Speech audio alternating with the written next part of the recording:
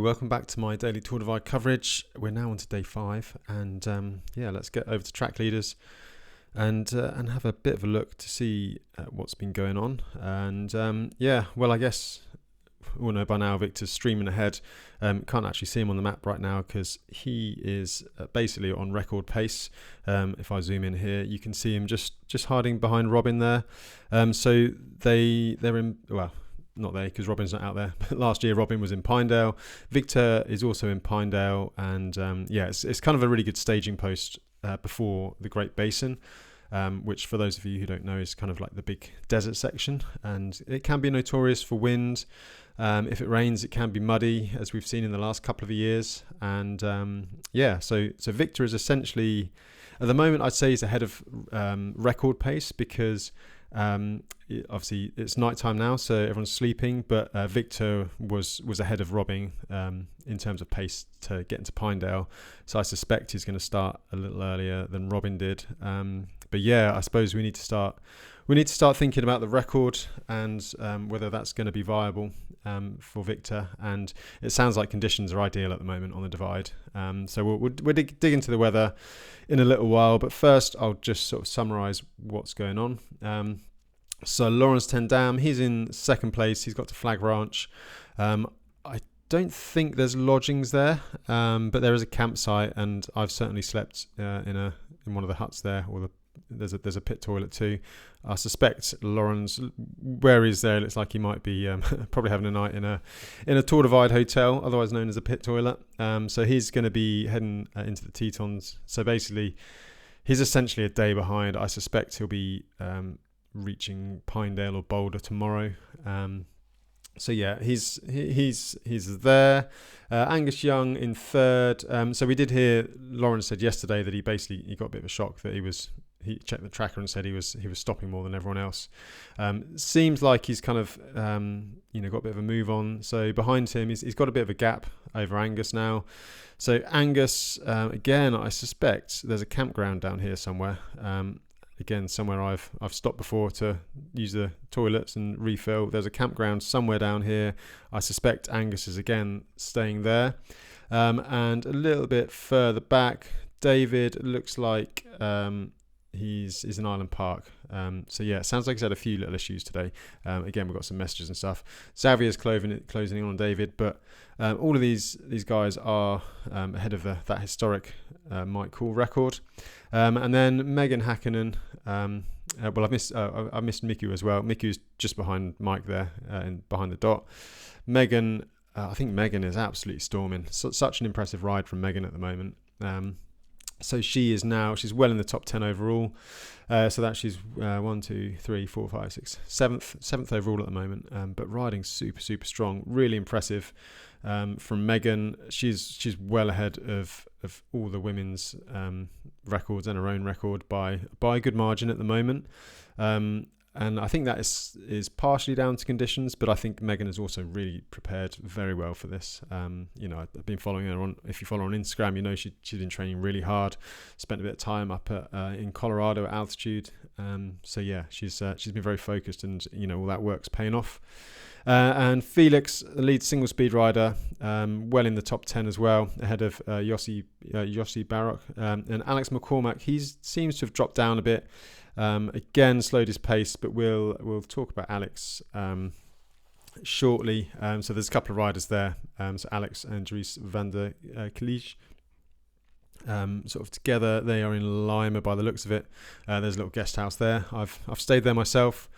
So that's kind of a quick overview of the field so far. I guess, I'll tell you what, I'll talk about gearing now before I tell you about the sponsors. So I did talk about the single speed guys. So Felix, I've already said, inside the top 10. Then we've got Bailey and Alex. And I said I'd try and figure out what gearing they're riding. Obviously, selecting your gear is pretty important for riding single speed. You don't want to be too hard because you can destroy your legs on the climbs. However, you don't want to be too easy because on the flatter sections, then you're just spinning, and that's, in some respects, almost worse. If you're pushing a hard gear on the climbs, it gets to a certain point, it's too much to pedal. But if it's close enough to walking pace, you might as well get off and walk, and you're kind of almost at the same pace anyway. So yeah, it's a bit of a gain to find it, but yeah. So thank you to everyone in the comments who helped with the gearing research. It just goes to show that a lot of us are geeks when it comes to bikes. But I found it quite interesting. So Alex is running a 30-tooth chainring and 17 rear sprocket. Bailey's on a 32-17 and Felix is 34-18. So essentially Felix is on the biggest gear, followed by Bailey and then Alex. And I don't think it's any coincidence this year, given how fast it's been. Quite a few people have said you can see it's very dry, super dry, super fast, almost ideal conditions. And it sounds like there's been some pretty favourable winds as well. So I think that probably accounts for the fact that, Felix is got the biggest gap. He's on the biggest gear. I mean, obviously it's not just that, but it's going to help if you can just pedal half a mile an hour quicker on the flats because you've got a bigger gear. It is going to help you eke out that gap. So yeah, I think Felix on the biggest gear, and it's obviously paying off for him. And then Bailey and Alex, 30-17 is quite a spinny gear, so I imagine Alex has probably had a bit of a rough time on some of the sort of more tarmac sections. However, later on, it might pay off in Colorado. So that's probably enough gearing chat for now before everyone turns off. So what I'll do now, already, we've got people that help me do this thing. So Redshift, they do loads of really great products, as you already know.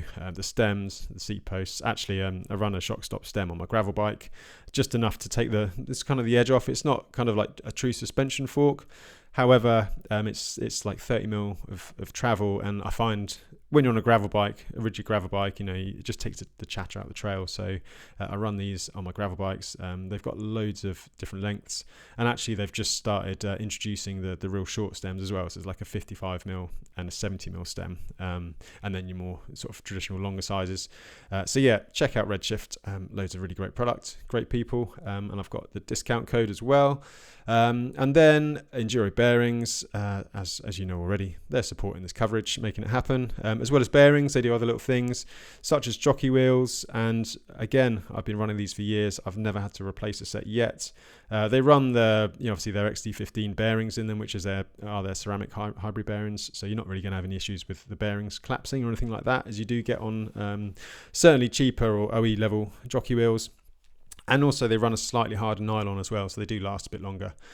So yeah, really good products. Obviously fairly expensive. However, when you factor in the fact that, you probably have to replace normal jockey wheels 2 or 3 times, maybe even more, before these even get anywhere close to wearing, it does start to add up. So yeah, very good upgrade when the time comes to change your bearings. So yeah, a big thank you to Enduro Bearings.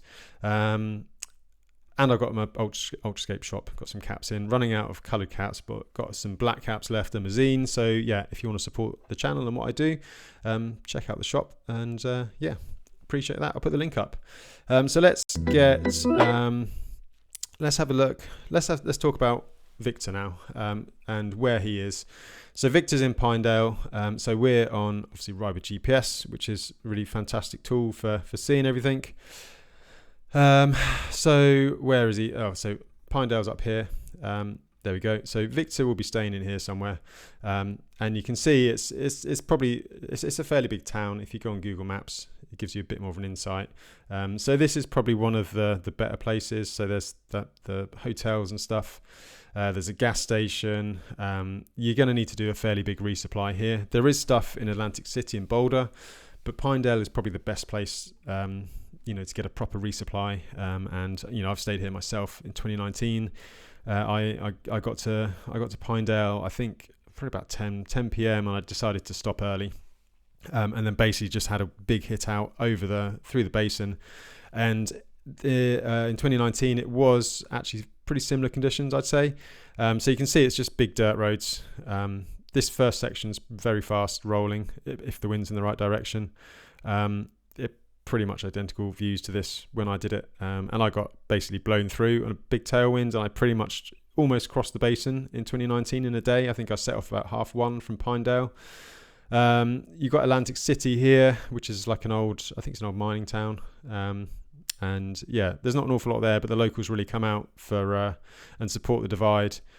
So yeah, you can get a bit of resupply there, and then you're in the basin. And There's Wamsutter Halfway, which is kind of the gas station, an iconic Tour Divide gas station, if there's such a thing.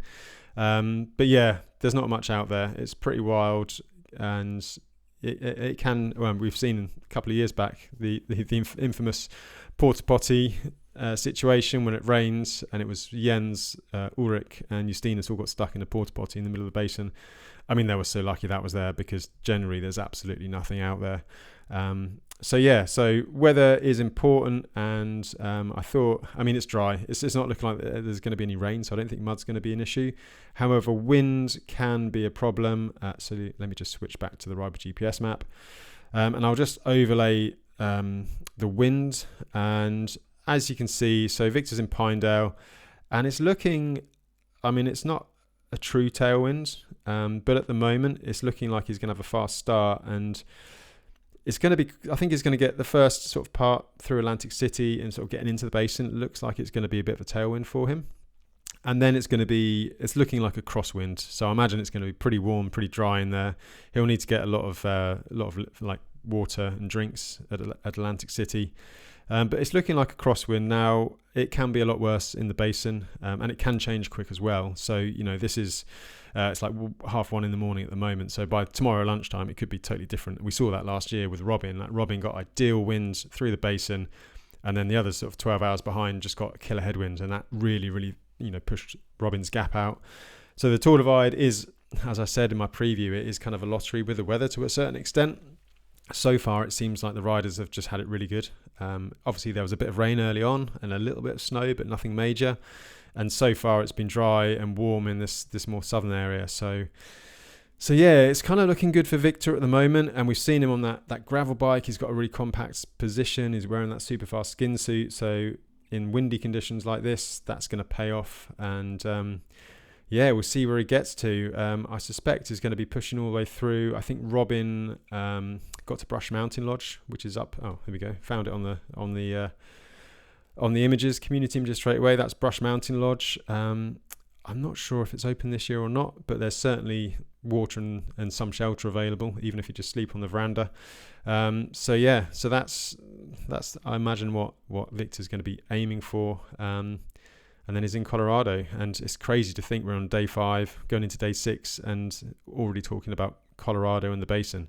The times are just getting ridiculously fast this year, and last year with Robin as well. So I think times are changing on the Tour Divide, but you know, you never know what could happen. So it's never over till it's over. So yeah, so that's kind of what I think Victor's going to experience. I also thought we should look at the leaderboard. So 4 days 19 hours is the current time, and let's go to the rest run, just see what the details are. So at the moment, Victor's on a 76.8% run time, so he's riding 76.8% of the time. Moving average speed is 14.4 miles an hour, which is pretty quick. Lauren's is 12.2 miles an hour. So basically Victor's going 2 miles an hour quicker most of the time, which is pretty incredible. And I just pulled up the data from last year. So this was obviously at the end of the divide, which, you know, we're about halfway now. So I imagine the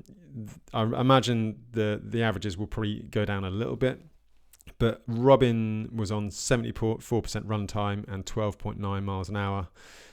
So he was a little bit slower than Victor. Again, I think Victor will probably slow a little bit, just because of fatigue and some rougher terrain, and the climbs in Colorado. But yeah, he's kind of comparable, and you know, the dots are kind of tracking very similar. I'd probably estimate relatively Victor is about an hour or so ahead of Robin at the moment, and yeah, then everyone else tends to be, well, it used to be 10 miles an hour was a quick time, but now I think 11.5, 12 is a fairly fast Tour Divide time. So yeah, I thought that might be interesting just to show. So let's go across to, I've got a couple of videos actually. I've got some video updates. So first up, I've got one from, I think it was Megan first. So let's hear what Megan said. This was her on Fleecer Ridge yesterday. It would have been yesterday morning. So I'm normally a little sort of on the day before with these kind of updates, just because of timings. So let's hear from Megan. I'm just coming down Fleecer Ridge. It's little before dawn. You can hear the birds. I'm pretty stoked to be here. I'm using Renehurst Fleece Ridge tires, so it's pretty cool to be at the pass they're named after. But I'm not riding it because I'm not good at mountain biking and the risk is not worth the payoff. So yeah, that's Fleece Ridge, and as you can see, it's not over technical, but it is pretty steep. You can just about sort of see how steep it is there. So yeah, on a drop bar bike, it might be a bit tricky. I think I got halfway down a couple of times and then bottled it. So yeah, it's sometimes it's not worth the risk. But I'm thinking the front guys are pretty much all riding it. So yeah, that's Fleece Ridge, kind of a classic place on the Tour Divide. Next up, I've got a little video from Angus. So yeah, let's see what Angus has to say. Good evening. 9 o'clock now. Just had a good resupply, and I'm pressing on for another couple of hours, probably 2 hours or so, and find somewhere to sleep. Compared to the last couple of days, I'm in much better health at this time of day. Maybe something due to the fact I've been prioritising it a little bit more. I have been riding slower, so maybe that's part of it. But let's say slower. I've still done like 350 Ks so far, so decent going because it's been so fast. But yeah, gonna press on, get someone to sleep, and then do the same again tomorrow. So yeah, so that's Angus. Seems in good spirits. So he's sort of in third position at the moment. We did see he was struggling a bit with his breathing yesterday, but it seems like he's better. I know Angus fairly well. I had a bit of an exchange with him, and he said he's basically been putting his buff over his nose. And quite often when it's like dusty and dry like this, just everything gets dried out. You're obviously breathing in dust all day, and by the end of the day, your lungs are full of dirt. So keeping that out helps. Also, when you start to get to higher elevations, the air's quite dry, and that again dries everything out. So yeah, keeping something over your mouth definitely helps with those kind of breathing issues. And yeah, this is the classic resupply video. Looks like Angus is on the wraps already. So yeah, this is the stuff that these guys and girls be eating. Gas station food all the way on the Tour Divide. Unfortunately, it's not the best food in the world. It has to be said. And yeah, there's not really a vegetable to be seen unless you go to Subway and you get some damp lettuce. So yeah, it's not the healthiest in that respect. But yeah, that's Angus. So yeah, it sounds like he's in good spirits, riding pretty well. I mean, Lawrence has kind of gapped him, as I said earlier. But even so, Angus is flying. It's not far behind Justinas' record dot. And yeah, see how things develop. You know, we are only halfway. It's important to remember that. And even though Victor has a massive gap, stuff can still happen. So we shall see how the race develops. Speaking of Victor, I thought I'd just go over to Instagram and yeah, basically just see what's going on. So this is quite a nice shot of Victor's bike. Talked about it a little bit, and he's on this quite aggressive position, but it seems to be working for him. Obviously, it's pretty aero, running like the aerodynamic socks. He's got deep section wheels. He's got that skin suit as well. So I just think all these little things are adding up. And when you're riding fast, aerodynamics make more of a difference. And yeah, I mean, obviously it's working, isn't it? It's flying. So this was just going through Tetons.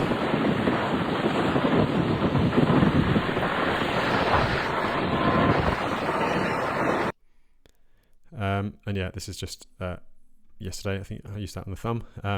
So yeah, and then he did an update as well. So this is what Victor has bon, to allez, say. c'est reparti. Wow. Les réveils sont quand même sacrément épicés le matin. Chou. Bon, j'ai un peu traîné ce matin parce que j'ai eu des problèmes avec ma sacoche hier, ma sacoche arrière. Il y a une vis qui s'était enlevée. Du coup, elle ballottait. J'ai essayé d'en remettre des vis, mais elles étaient trop petites. Et du coup, là, ce matin, j'ai essayé d'en chercher une dans mes affaires et je l'ai mise. Du coup, c'est bon. Notez sur 20 mes cernes. Elles sont jolies. Allez, c'est reparti pour une belle journée.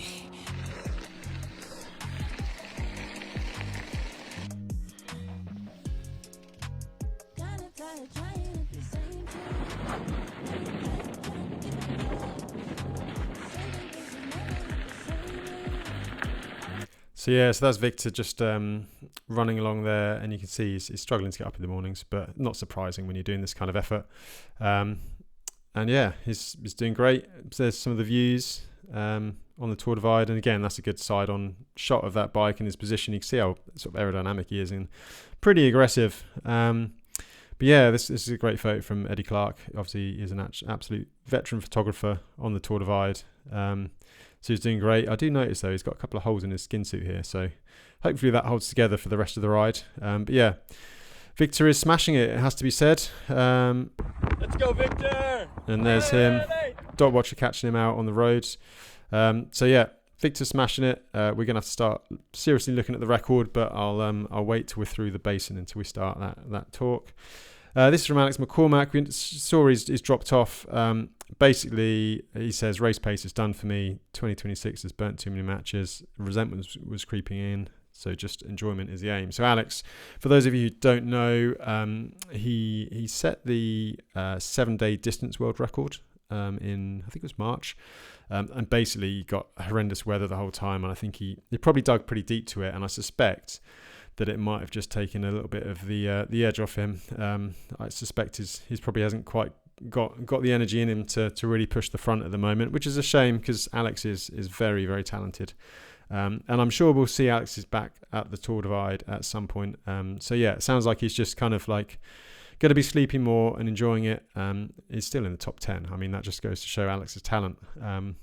So yeah, keep an eye on Alex in the future. I'm sure this is not the last we've heard of him, and he's still rolling down the divide. So maybe I'll reach out and see if we can get some nice stories from him. So yeah, so that's Alex.